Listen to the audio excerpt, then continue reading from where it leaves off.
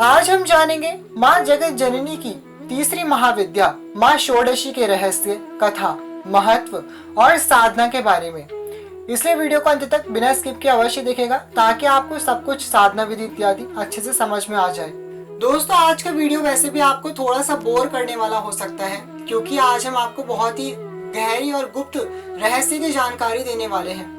आजकल के लोगों को मनोरंजन ज्यादा पसंद आता है, लेकिन अगर आप वास्तव में इस प्रकार की साधनाएं करना चाहते हैं तो आपको आज थोड़ा सा अधिक सुनना पड़ेगा, क्योंकि रहस्य जाने बिना यदि आप ऐसे ही मंत्र को जाप करने बैठ जाएंगे तो ऐसी साधनाओं का कोई फल नहीं होता। इसलिए हम जो आपको रहस्य अभी बताएंगे उसे ध्यान से सुनिएगा। भले ही बोर होंगे लेकिन उसे ध्यान से सुनेंगे तो आपको आनंद भी आएगा। इसलिए हम आपको पहले ही बता रहे हैं कि माता की भक्ति भाव की भावना लेकर के तैयार होकर के बैठेगा और ध्यान से माता के इस मनोरंजक रहस्य को सुनिएगा। दोस्तों, आरंभ करते हैं माता रानी का नाम लेकर। जय माता दी फ्रेंड्स, कैसे हैं आप सब दोस्तों? बताने के लिए कमेंट में जय माता दी अवश्य लिखेगा। दोस्तों, जैसा कि हमने 10 महाविद्याओं की सीरीज आप सभी के आग्रह पर आरंभ कर रखी है, उसके अनुसार आज हम बताएंगे तीसरी महाविद्या श्री माता षोडशी के बारे में। 10 महाविद्याओं में माँ षोडशी महाविद्या को तृतीय महाविद्या व काली कुल की अंतिम माँ के रूप में जाना जाता है। यह माता सती के 10 रूपों में से तीसरा रूप है जो तीनों लोकों में सबसे अधिक सुंदर। इनके इसी गुण के कारण माँ षोडशी का एक नाम त्रिपुर सुंदरी भी है। त्रिपुर सुंदरी माँ अपने भक्तों को सुंदर रूप देने के साथ साथ स्वच्छ मन भी प्रदान करती हैं। आज हम आपको माँ षोडशी की साधना, कथा व महत्व इत्यादि के बारे में विस्तार से बताएंगे। दोस्तों, यदि हम माँ त्रिपुर सुंदरी की पूजा करते हैं तो इससे हमें कई तरह के लाभ मिलते हैं। माँ षोडशी की पूजा करने से हमें सुंदर रूप की प्राप्ति होती है, वह वैवाहिक जीवन भी सुखमय बनता है। यदि आपको एक अच्छे जीवन साथी की तलाश है तो अवश्य ही आपको माँ षोडशी की पूजा अर्चना करनी चाहिए। इसके अलावा माँ षोडशी की साधना करने से हमारा मन जल्दी से विचलित नहीं होता तथा मन नियंत्रित में रहता है। यह हमारे मन को वश में करके उसे तृप्त करती हैं तथा उसे शांत करती हैं। माँ त्रिपुर सुंदरी की पूजा करने से हमें अपने मन को वश में करने, उसे इधर उधर भटकने से रोकने व आत्मिक शांति में बहुत सहायता मिलती है। देवी षोडशी महाविद्या की पूजा मुख्य रूप से गुप्त नवरात्रों में की जाती है। गुप्त नवरात्रों में माता रानी की 10 महाविद्याओं की ही पूजा की जाती है। दोस्तों, माँ षोडशी से संबंधित रुद्रावतार षोडेश्वर महादेव हैं। देवी षोडशी काली कुल की तीसरी व अंतिम देवी हैं। देवी षोडशी का शक्तिपीठ त्रिपुरा राज्य में स्थित है। दोस्तों, माँ त्रिपुर सुंदरी यानी कि माँ षोडशी का स्वरूप कुछ इस प्रकार से है। सर्वप्रथम एक आसन को भगवान शिव, विष्णु, ब्रह्मा, शिव के ही 2 अन्य रूप अपने सिर पर उठाए हुए हैं। जब उस आसन पर भगवान शिव आरामदायक मुद्रा में लेटे हुए हैं, उनकी नाभि से एक धागा निकल रहा है जिससे कमल का आसन बना हुआ है।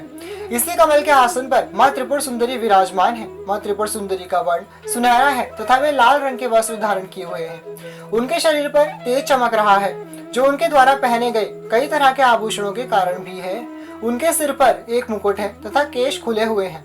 भगवान शिव के ही समान उनके भी 3 नेत्र हैं। माँ षोडशी के 4 हाथ हैं जिसमें से उन्होंने पुष्प, रुचि, 5 बाण, धनुष, अंकुश व फंदा पकड़ा हुआ है। दोस्तों, षोडशी का अर्थ माँ सती का यह रूप 16 वर्ष का था, इसलिए उनका नाम षोडशी पड़ा। तीनों लोकों में सबसे सुंदर होने के कारण उन्हें त्रिपुर सुंदरी के नाम से भी जाना गया।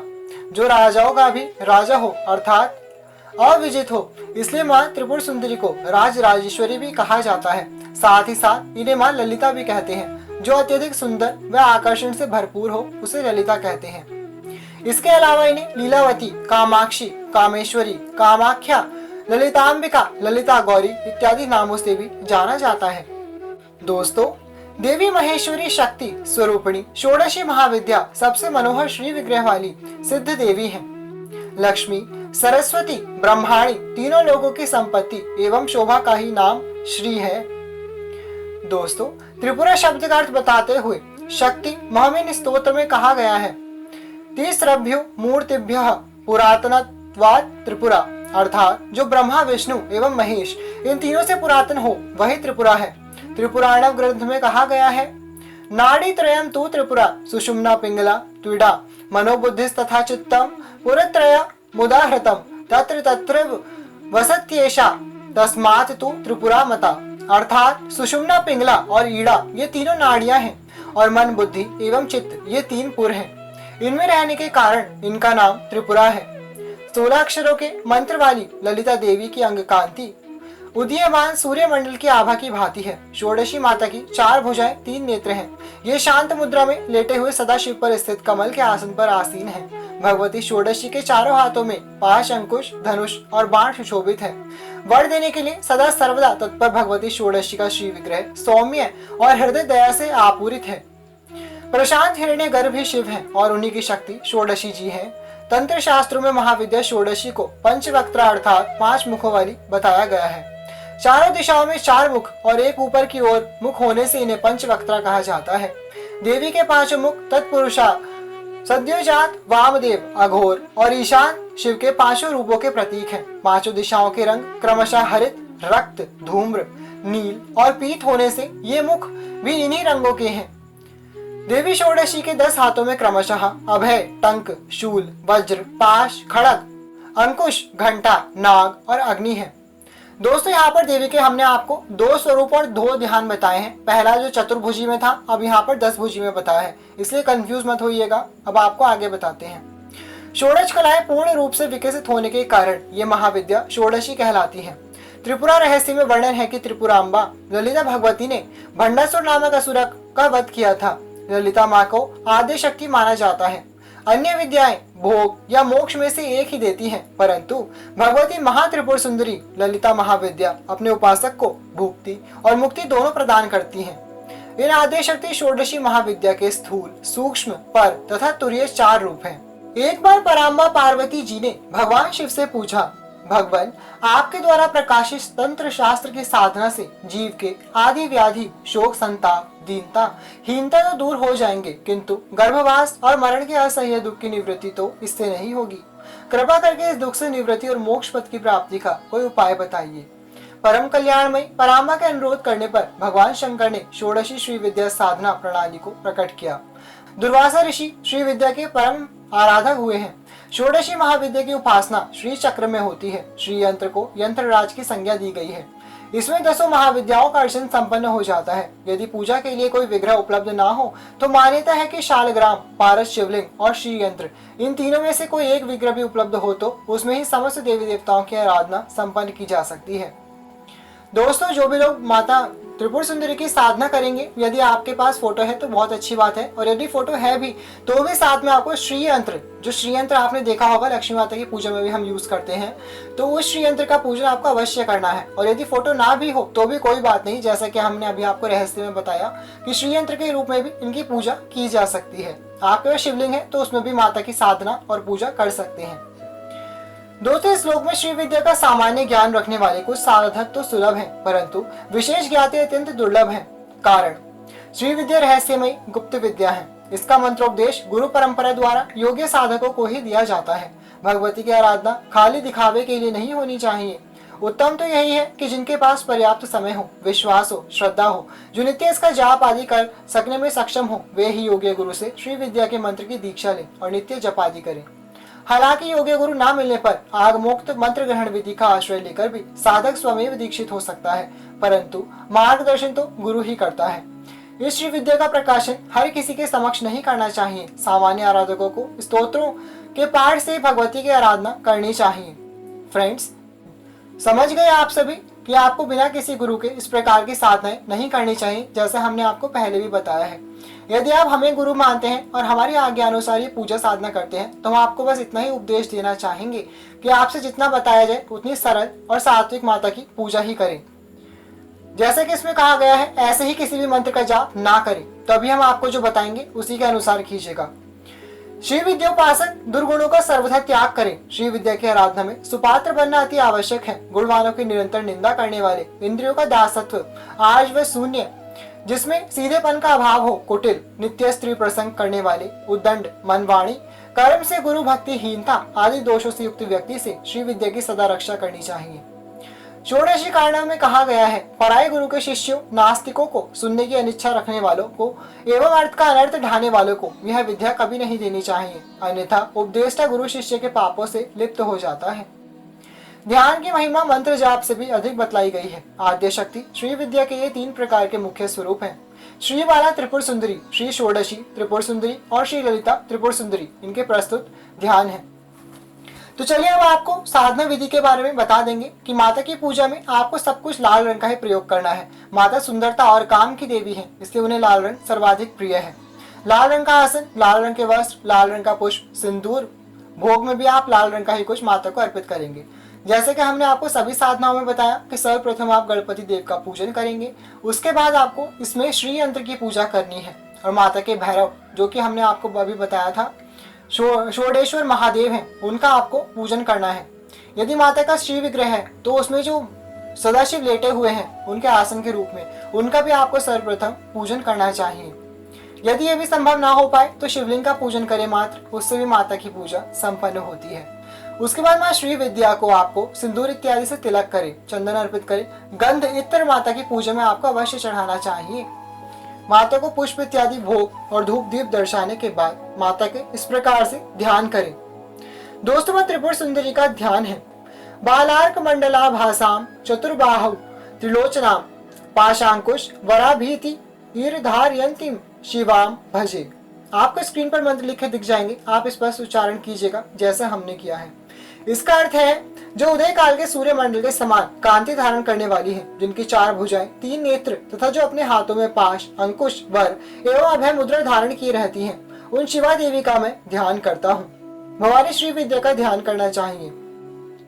श्री विद्या की विस्तृत पूजा के विधि विधान बहुत समय साध्य है, अतः खड़गमाला, अष्टोत्तर शतनाम, सहस्त्र नाम आदि स्तोत्रों के द्वारा भी श्री ललिता महाविद्या की आराधना की जाती है।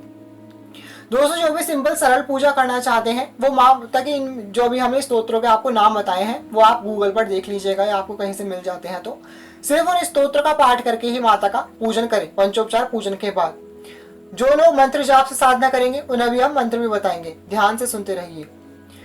दोस्तों, तंत्र ग्रंथों में षोडशी महाविद्या की प्रातः स्मरण, शतनाम, सहस्त्र नाम, मानस पूजन, कवच, हृदय, खड़गमाला आदि बहुत से उत्तम स्तोत्र मिलते हैं, जिनके माध्यम में भगवती षोडशी की स्तोत्रात्मक स्तुति उत्तम प्रकार से की जाती है। दोस्तों, अब माता के मंत्र की साधना का मंत्र बताएंगे। दोस्तों, ये बताने से पहले आप सभी से अनुरोध है कि यदि आप माता के दरबार में पहली बार आए हैं तो इन गुप्त नवरात्रि में यहाँ से खाली हाथ जाने की भूल ना करें। माता रानी के इस प्यारे से परिवार का सदस्य बनने के लिए नीचे दिए गए लाल रंग के सब्सक्राइब के बटन पर क्लिक कीजिएगा, चैनल को सब्सक्राइब करें। साइड में जो घंटी है उस बेल आइकन को भी जय माता दी बोलकर दबा दीजिएगा। इससे ये होगा कि हमारे आने वाली वीडियोस का नोटिफिकेशन सबसे पहले आपको मिलेगा। हम अपने परिवार के लिए प्रयास करके इसी प्रकार की रहस्यमय एवं गुप्त जानकारियां लाते रहते हैं, इसलिए आप भी हमारे इस परिवार के सदस्य अवश्य बनिएगा। हम आप सभी के लिए इतना प्रयास करते हैं, थोड़ा कर्तव्य तो आपका भी बनता है। ये एकदम निःशुल्क है दोस्तों, इसलिए बिना सोचे समझे जल्दी सब्सक्राइब कर दीजिएगा, इसमें आप ही की भलाई है। तो चलिए अब आपको आगे बता दें। दोस्तों, माँ त्रिपुर सुंदरी षोडशी की साधना में 16 अंक का बहुत ही महत्व होता है, इसलिए आप जो भी करेंगे 16 की संख्या में ही करेंगे। ये साधना आपको गुप्त नवरात्रि से आरंभ करके 16 दिन तक करनी चाहिए। आप चाहे तो सिर्फ गुप्त नवरात्रि के 9 दिन भी कर सकते हैं, लेकिन इसे संपूर्ण रूप से करना चाहते हैं तो 16 दिन तक करें और भी श्रेष्ठ रहता है। आप जो भी चढ़ाएंगे 16 की संख्या में चढ़ाएंगे, जैसे कि 16 पुष्प, 16 अक्षत, इस प्रकार से आपको 16 की संख्या में कोशिश करें चढ़ाएं, वरना जितना हो उतना ही चढ़ाएं। अब आपको माता का मंत्र बता देते हैं, ध्यान से सुनिएगा, स्क्रीन पर दिख जाएगा, बिल्कुल वैसा ही उच्चारण कीजिएगा जैसा हमने किया है। वो मंत्र है ओम ऐं ह्रीं श्रीं त्रिपुर सुंदरये नमः। दोबारा सुन लीजिए, ओम ऐं ह्रीं श्रीं त्रिपुर सुंदरये नमः। समझ गए? इसी प्रकार से ध्यान से आहिस्ता आहिस्ता इस मंत्र का उच्चारण कीजिएगा। जल्दीबाजी करते हुए कोई भी गलती ना कीजिएगा, एकदम से जल्दी जल्दी घास मत काटिएगा, वरना ऐसी साधनाओं का कोई फल नहीं मिलता। यदि आप वाकई माता के सच्चे भक्त हैं और दिल से उनकी साधना करना चाहते हैं तो वास्तव में अपने मन से ही मंत्रों का उच्चारण कीजिएगा। पूर्ण ध्यान और समर्पण करते हुए माता में तन्मय हो जाइएगा। माता का चिंतन करते हुए इसका 16 माला ही आपको जाप करना चाहिए। आपके जो ईष्ट है उनका जो विग्रह है उनके चरणों में 4 बार आरती दिखाइए, नाभि पर 2 बार, मुख पर 1 बार और उसके बाद फिर संपूर्ण अंगों में 7 बार आपको बाएं से दाएं घुमाते हुए नीचे से ऊपर की ओर आरती दिखानी चाहिए। इसे ही आरती संपूर्ण होना माना जाता है। आपकी आरती संपूर्ण होती है। इसमें आपको चाहे तो कोई मंत्र उच्चारण कर सकते हैं या कोई आरती गा सकते हैं, नहीं भी करते तो यही आरती का संपूर्ण होना होता है। इसके बाद आपको माता से क्षमा प्रार्थना करनी चाहिए। आप अपनी भाषा में माता से सच्चे दिल से क्षमा प्रार्थना कर सकते हैं। यदि आपको संस्कृत में क्षमा प्रार्थना का स्तोत्र आता है जो कि दुर्गा सप्तशती में दिया गया है, तो आप उसका उच्चारण करते हुए भी माता से क्षमा प्रार्थना करें। उसके बाद अपने आसन को तिलक अवश्य करके अपने मस्तक पर वो तिलक लगाएं, थोड़ा सा जल लेकर भूमि पर गिराएं। इसके बाद ही आपको वहां से उठना चाहिए। अगर आप ऐसा नहीं करते हैं तो आपका जो भी जाप का जो फल होता है आपके आसन में, वो आसपास की शक्तियां, वो कहते हैं कि इंद्र देवता वो ले जाते हैं। इसलिए इस बात का आपको हर साधना में ध्यान रखना चाहिए। तो दोस्तों कर लीजिए इस प्रकार की साधनाएं। और यदि आप दूसरों की सहायता करना चाहते हैं, अपने सगे संबंधी किसी को लगता है कि इस साधना की आवश्यकता है, तो उनसे वीडियो अवश्य शेयर कीजिएगा। गुप्त नवरात्रि है, किसी से अपनी साधनाओं के बारे में भूल कर भी ना बताएं। माँ त्रिपुर सुंदरी की साधना एक बार करके देखिए। ऐसा कोई कार्य नहीं जो माँ षोडशी संपन्न ना करा सके। माता जगत जननी है, संपूर्ण संसार इन्हीं के अधिकार में है। दोस्तों विशेषकर जो लोग लव मैरिज चाहते हैं, किसी को अपनी ओर आकर्षित करना चाहते हैं, माता सौंदर्य और काम की देवी है, वो उसमें विशेषकर माता का योगदान रहेगा। अगर आप इस प्रकार से इस साधना उस उद्देश्य के लिए करना चाहते हैं तो। इसके अलावा भी आपकी कोई मनोकामना है, कोई कार्य सिद्धि है, उसके लिए करते हैं तो मैं त्रिपुर सुंदरी अवश्य ही आपकी मनोकामना पूर्ण करती है। तो कर लीजिए दोस्तों, चैनल को सब्सक्राइब करना मत भूलिएगा। जल्दी से नीचे जाकर लाल रंग के सब्सक्राइब के बटन पर क्लिक कीजिए। साइड में जो घंटी है उस बेल आइकन को भी दबा दीजिए, ताकि आप भी हमारे माता रानी के खूबसूरत से परिवार का सदस्य बन जाएं। वीडियो अच्छे लगते हैं तो लाइक किए बिना मत जाइएगा, लाइक जल्दी से कीजिएगा। अब मिलेंगे अगली वीडियो में और भी अद्भुत जानकारी के साथ। तब तक के लिए thank you all, love you all, जय माता दी।